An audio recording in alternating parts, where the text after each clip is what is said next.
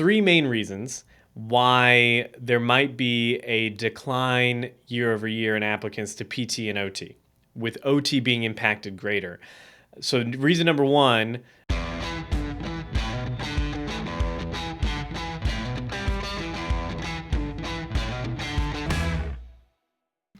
hey everybody, welcome to the Better Outcome Show. I'm your host, Rafi Salazar. And this week we're diving into the allied health science world, particularly the coming shortfall of clinicians. It's been predicted for a very, very long time, right? The population is getting older, which means they're going to need more, for example, physical therapy, occupational therapy. Yet those specific industries or professions are seeing and have been seeing a decline in applications to their programs over subsequent years. I mean, this is one of those things back when I was a professor, years ago, 5, 6, 7 years ago, we were seeing a steep decline in applications.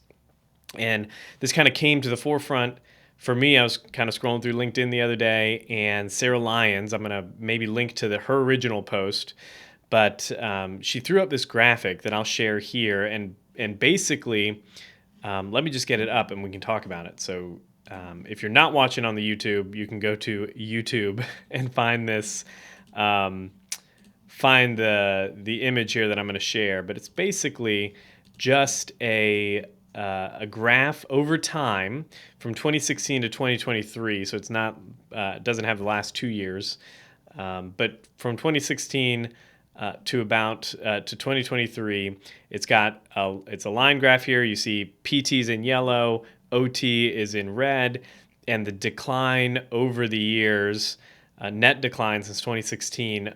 For PT, it's 17%, so it's down 17% in the number of applicants to programs year over year. And then OT is much, much steeper of a fall at about 45%. So Sarah in her post was basically, asking, what do you think is the reason? Like, maybe people are pitching the professions wrong. Maybe that could be it. Maybe prospective applicants or students that might be interested in physical or occupational therapy aren't getting a good, clear picture of what physical and occupational therapy is as a career field, what your day-to-day looks like, what the career trajectory looks like. Maybe that's why they're just not applying, is because they're just not getting a good idea or a good sense of the profession. And then she asks she says at the very end, she said she still feels hopeful about OT in particular. She sees what's on the horizon. To her, applying now when competition is low can be like buying low in the stock market, and it's only up from here. So that was her original post. And I responded with kind of some of the reasons why I believe we've seen this steep decline across both physical and occupational therapy, primarily with occupational therapy being affected the most. So I'm going to outline each of them, and then we'll kind of dive in one at a time. So what I basically said in my response was, there are three probably main reasons. There's more than that, I'm sure.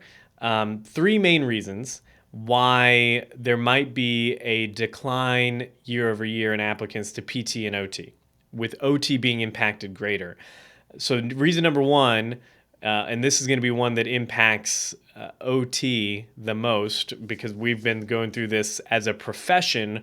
Back when I was a professor in 2015, they were talking about on the horizon making entry level be a doctorate for the profession instead of the master's, which it is now. And then over the years, there was this push by ACOT, which is the accrediting body for occupational therapy, to move into doctoral entry level programs. And new standards came out. I remember being on faculty, and there was a lot of uncertainty about, okay, which faculties need to, or which programs need to transition, and when do we need to transition, and what does faculty makeup look like after the transition, all that kind of stuff. So point number one, and why occupational therapy is probably seeing a bigger drop than physical therapy, is going to be really just the confusion about entry-level requirements, specifically on the OT side, right? Like, is it going to be a doctorate? Is it going to be a master's? If I go now and apply to a master's program, graduate in 2 years, and by the time I'm done, it's now an entry-level doctorate. Does that impact my job? My job prospects going forward? There are a lot of unknowns there for applicants. And I sit on the board for NBCOT for the national certification body for occupational therapy here in the United States. And I remember being in a few meetings, and there were people, we had gotten input from folks from the nursing profession, because nursing has multiple levels to enter the profession, right? You can go LPN, you can go BSN, so a bachelor's degree. There's master's programs. Obviously, you can go, for higher. You can go get a nurse practitionership and get doctoral degrees down the line. But there's multiple entry points into the profession, and the feedback we got was that this is going to be detrimental in the short term for applicants or prospective applicants coming into the field. Because if you think about why people go into healthcare, I've said this a lot. I know we talked about this on several previous episodes. One of them was the recruiting episode. I can't remember. I think his name was Mike, maybe Mike Neal. I'm going to link to that episode, but it was on, he owns a company called Build My Team, and they basically recruit for healthcare professions. And he basically said people go into healthcare for one of two reasons. They either go into it, number one, because they've fallen in love with the profession. They believe there's a vocational or a calling aspect to it. They feel in some sense, quote unquote, called to care, right? Like Larry Ben's book. They feel like this is a higher purpose of their life. It's a way that they're able to give back to society, and kind of fulfill their purpose on earth, right? They feel called to healthcare. It's very vocational. The other side of the bucket, and a lot of times there's some overlap here, but the other reason that people go into healthcare is because we're told from the time we're young, healthcare is a safe, stable, secure career field, right? There's always going to be sick people. I remember being told that multiple times going through undergrad and through graduate school. There's always going to be a need. You're always going to be needed because the skill sets that you have are going to apply for this aging population that we have. So at least for the next 30 or 40 years, there's only going to be an increased demand in what we do. So when you look at that demographic, or maybe the psychometric profile of those folks, people that are primarily going into healthcare because of the safe, stable, secure job aspect, or that part is attracted to them, you get a group of people who are very risk averse, right? And in a profession where you've got uncertainty about entry level into the profession and what that means for job prospects down the line, that's going to be too much of a risk for people that are naturally, have lower risk tolerance, right? So it's going to drive some of those applicants out of prospective applicants from applying, because they'll look at the other options that are in the healthcare sphere and say, you know what, I'll just apply to one of these. They seem to have their stuff in order. Maybe physical therapy is an example. They've been a doctor, entry-level doctor for years. They're not going to go back down. They can't go anywhere forward, so we're just going to go there, right?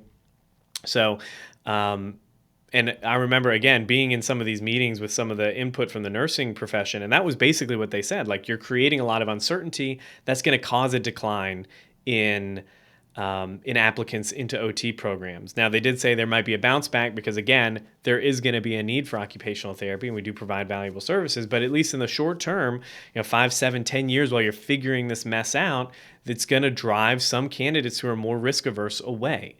And that's just the nature of applying uncertainty or adding uncertainty to what is arguably one of the largest investments, most impactful investments that a student or an investor is going to make, right? Where they get their degree, the type of degree that they invest their dollars in is going to be, and at this point now, I mean, basically a mortgage by the time they graduate, $100,000 worth of tuition when it's all said and done. And are you really going to risk taking that or making that investment if you don't know what the outcome is going to be, whether or not it's going to be positive, or whether there's going to be uncertainty about whether you need a new job or you need to go back to school to get another degree or a post-professional doctorate and all this kind of stuff. So the confusion element about entry level for OT definitely has impacted, in my opinion, that steep drop off for occupational therapy. On the PT side, it's probably an ROI factor, right? You're going to spend $100 or plus $1,000 in tuition. You're going to spend 4 years of undergrad and then 2 or 3 years in graduate school getting your doctorate. That's 7 years and $100,000. And for a potentially a capped earning potential, that's not entirely enticing to folks these days, right? The other two reasons would be pressures from vertical integration or PE-backed healthcare and big corporate healthcare, and then number three would be like the career trajectory for allied health science folks, physical and occupational therapists in particular. So let's dive into the piece of, we'll call it vertical integration or corporate pressures. So physical and occupational therapy has been getting gobbled up. I know I've mentioned this on Strata's podcast when I was over there. I know that Paul Singh has mentioned it when he's come on our podcast. I've seen it a lot over the last several years. I remember when I bought the practice that I run now back in 2020, I had a buddy of mine who was doing M&A or mergers and acquisitions on behalf of some of these private equity firms. And he kept telling me, man, there's just a lot of opportunity here to roll up physical and occupational therapy practices because there's a lot of value to be made and created there by centralizing systems, by growing and scaling and all of that. And there's a need and a demand. So they were very bullish back then, and they still are, on piling into some of these ancillary healthcare professions. And you've even seen it now with healthcare systems, health systems, hospitals buying almost, they've kind of grown their hospital as big as they can now, and now they're just buying other entities as a way to add revenue to their organization and kind of keep the patients in-house, right? To kind of drive revenue up. So there is this push, and has been this push for several years, for private equity, for corporations to come in and kind of make healthcare more consolidated. And what that does from a standpoint of how does it impact physical and occupational therapists? Well, a lot of us in the outpatient world in particular, or even it's happening here in the home health space as well, become viewed, those two disciplines become viewed more as line items to be managed, right? It's an area to quote unquote operationalize or create efficiencies in to drive the bottom line, which means that what you end up having is a lot of pressure from the corporate entity that buys these PT and OT practices to see more patients, to be more quote unquote efficient, to maximize billing for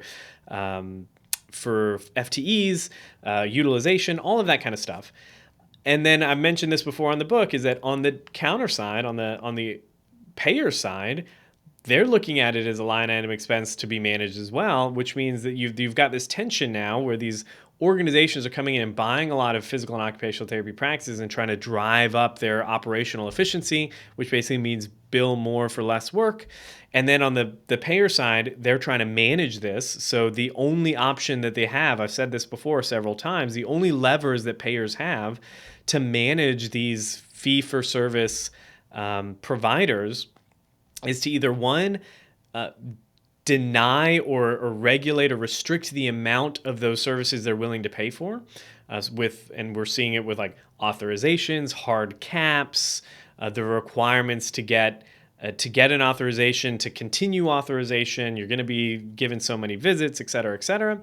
And then the other lever that they have is to pay less for those services, right? So those are the only two things the main two things that payers can do to manage this increase in the operational efficiency of these fee-for-service providers, is to simply say, okay, we're either not going to pay you as much, or we're going to pay you for a less number, a less quantity, a lower quantity of that service. So there's this cat and mouse game, which basically is just causing downward pricing pressure onto physical and occupational therapists, which comes out in the wash on the corporate side, because now maybe they're doubling up on patients or tripling up on patients or trying to do more with less. They're not hiring as many support staff because the margin isn't there anymore. And what you end up having are physical and occupational therapists that are boots on the ground in the clinics, just getting ground in the mill, and they're getting burnt out, essentially. There's a burnout cycle, right? So productivity demands, reduced autonomy is leading to this clinician fatigue and attrition already. So you have clinicians that are leaving the field, and that does two things, right? It means, one, there are less providers in the market right now to serve people that are in need, which means there's less, clinical education sites. There's less advocates for the profession in the marketplace as it stands, right?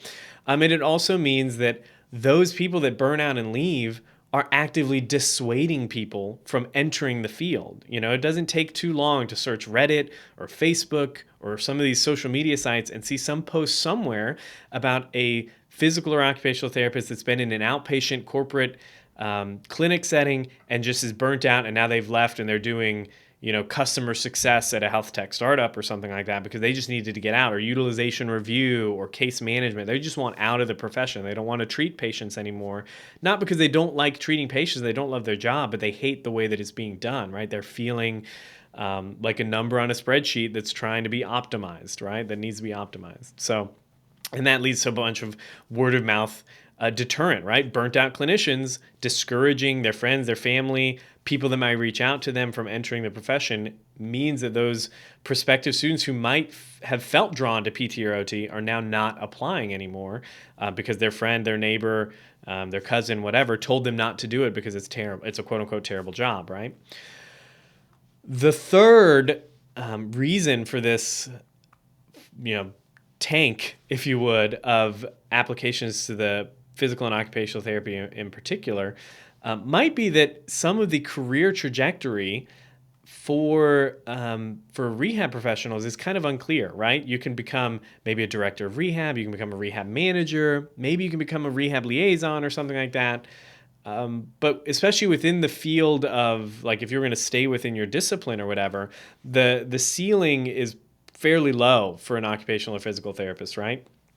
And if you look at other clinical degrees like nursing, for example, like I think most like head of quality or quality assurance or quality compliance or improvement at hospital systems, those job descriptions require an RN degree, right? Maybe it's because there are just many more nurses, and they've done a good job as a profession of preparing their people for management and executive roles. And the other thing might just be that PTs and OTs just haven't done that part on the education side or on the advocacy part. But it's unclear for new grads entering PT and OT, what do we do if we want to advance our career? Is there going to be an opportunity for me to be a chief operational officer, for example, or something like that? Or is there an opportunity for me to step into some kind of upper management position? And that it's it's unclear, and it's rather difficult, right? So that in and of itself is kind of dissuading folks when they're looking at the nursing or at the allied health profession. They want to go into healthcare. They know they don't want to go into med school or to PA school or something like that. They want to do something in the allied health. Should it be PT or OT? Well, if I do that, I'm going to end up working in an outpatient clinic where I'm getting ground in the mill, trying to see high volume care. But if I go into nursing, I'll do that for a year. I'll work on a floor for a couple of years, and then I can kind of move up into management, into lower management, the middle management, and upper management, kind of ride or climb the ladder, if you will. So for people who are looking at healthcare as a safe, stable, secure job that has a career expansion as part of it, that bucket of people are looking at PT and OT, and they just don't see an ROI there, right? I had written an article several years ago. I mean, this is like one of the first articles I wrote on LinkedIn, probably 2016, 2015, maybe before that, maybe back before I was a professor. And it was basically on the student loan crisis. Back then it was called a student loan crisis. And basically the argument that I made in that article, which I still tell clinicians or potential students that are coming in that are just kind of shadowing, or students that are asking me for advice, the argument that I made is you really need to look at your investment into your education and the ROI that it's going to provide immediately on year 1, year 3, year 5, whatever. And at the time, this was back then, I had graduated back in 2012 with maybe $40,000 or $50,000 in student debt. And my wife graduated as a teacher with maybe 20,000 or so. We had like 60,000 bucks between us, 60 or 70 between us. And we both graduated into fields that had high demand at the time, and there's still demand for teachers and for clinicians, right? So we graduated into fields that had high demand at salaries that were our first year salary combined was more than our total student debt. Like I said, I don't know how possible that is now, given just the inflation in the tuition over the last 10 years or so. But that's what I encourage people to do: is look at the field you're considering, look at the demand for that, the demand projections for that job, what the salary is going to be, and then you want to tailor it so that you could end up paying for your student loans or paying off your education in the first 5 years of being a professional. Now that requires some prioritization and some sacrifice for sure.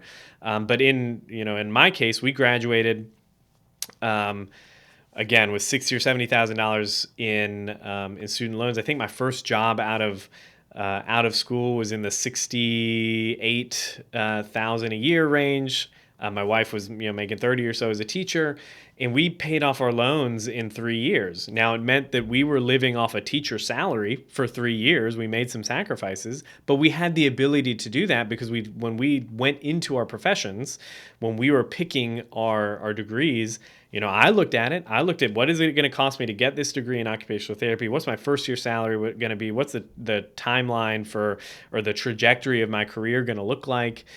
Is that investment worth it, given the timeline that I'm willing to dedicate to it, right? And if the answer was no, then I would have picked something else, right? Or I would have gone into something else. Now, I was drawn to occupational therapy for personal reasons, like I've shared before. I was a patient in an outpatient hand clinic when I had a flexor pollicis injury or laceration right before my senior year in high school. So I feel like, I was going into healthcare. Occupational therapy is what I wanted to do, but I still looked at it very much dollars and cents. This is how much I'm going to put into it. This is how much it's going to cost me in the long run. Is it worth it? Is it doable? Am I willing to commit to what is necessary to kind of paying off that debt load when I graduate? And is it possible, right? Like if you're graduating and you have, $170,000 worth of student debt, for example, and you're going to make $70,000 or $80,000 a year as a new grad, that becomes very difficult to do, right? So anyways, that's this part 3 there. Number 3 is like this whole idea of compensation, career trajectory, being able to map that out. I think in school, when I was a professor, I tried, because I was all over the place. I did some clinic leadership. I did some clinical education coordination. I was a professor. I was a management consultant, practice owner, all of that kind of stuff. I tried to expand my students' minds into like, these are the possibilities that you can branch into with your degree.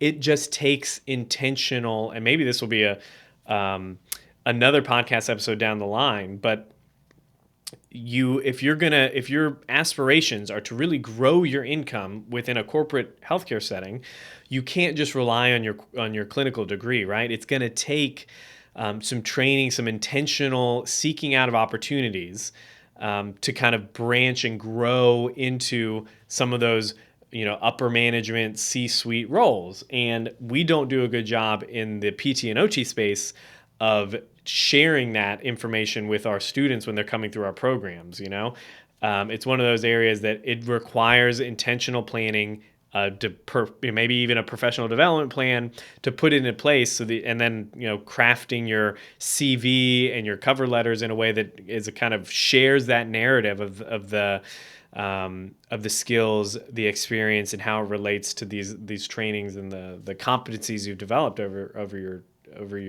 career. But it takes intentional planning. That's difficult, again, if you're looking at this bucket of applicants who are looking for a safe, stable, secure job. They don't want to be worked to death in a clinic as a clinician, seeing 15 patients, 16 patients a day. The career trajectory piece factors in to those clinical decisions, or those career decisions, right? So I guess at the end of the day, like, just to wrap it up, probably the big reasons that we're seeing some decline over the PT and OT space for applicants into the program, and this is something that is being talked about at the national level, at the national organizations, at the certification bodies. I know it's being talked about at and faculty meetings and program meetings across the country, because I've been hearing about it from my colleagues that are at other universities. I remember having conversations about it when we were having faculty meetings when I was a professor. Like, this is something that is a known issue, and we've been trying to figure out a way to solve it. We have kind of shot ourselves on the OT side in the foot a little bit, creating some of this uncertainty about entry level into the profession. But really, the main reasons that are driving people into other fields are, one, that uncertainty; two, the burnout of this, like, corporate run high volume care that ends up getting disseminated or talked about on social media and to peers and to friends, and actively drives undergrads and prospective applicants out of those programs. And then the potential for limited compensation compared to other peers in the allied health space, right? And it's not even so much limited compensation, it's just the appearance of limited compensation. There is no clear, we have not done a good job, one, as professions, PTs and OTs, for advocating for our profession into those upper management roles, which means there aren't that many of us in those kind of roles. But then also, we don't do a good job of outlining what that looks like, how you get from A to B to those new grads, to those students while they're in the programs, to early people in their career, in the first 3 to 5 years of their career. And those three reasons kind of compound to see this kind of decline in the application rates. Obviously, I do believe that PT and OT provide an invaluable service. Research keeps bearing that out, right? Decreased risk of rehospitalizations or readmittance, fall risks, long-term clinical outcomes, quality of life. There's value to be created there. We deliver something of value. It's just a matter of communicating it in a way that is attractive to prospective students, but then also doing what we can do on the professional side to advocate for those best practices, for real value-based care down the line, et cetera, and the career growth. So I do like the idea of this buy low idea that Sarah Lyons had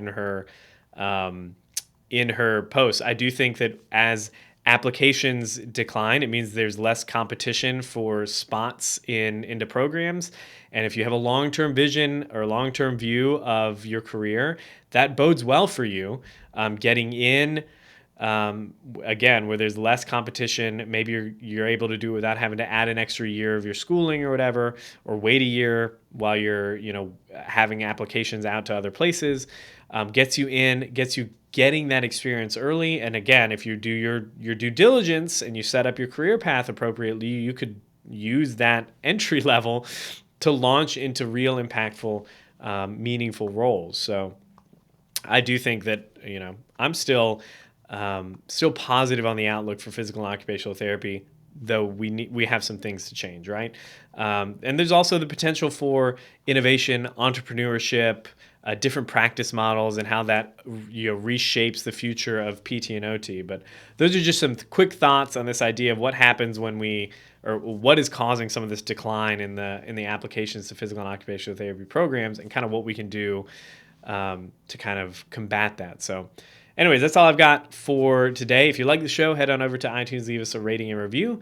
If you want to stay up to date with us, go to betteroutcomes.show. There's all kinds of places there to sign up to get on the list, and we'll send you the show notes, links to everything whenever we drop an episode, which tends to be every other week. And if you want me to cover anything in particular, any other topic as it relates to healthcare innovation, humanizing healthcare, you name it, shoot me an email, info@rehabuppracticesolutions.com, or or just drop us a note. There's contact forms there too. Until the next time, folks, be safe, be healthy. I will talk to you then.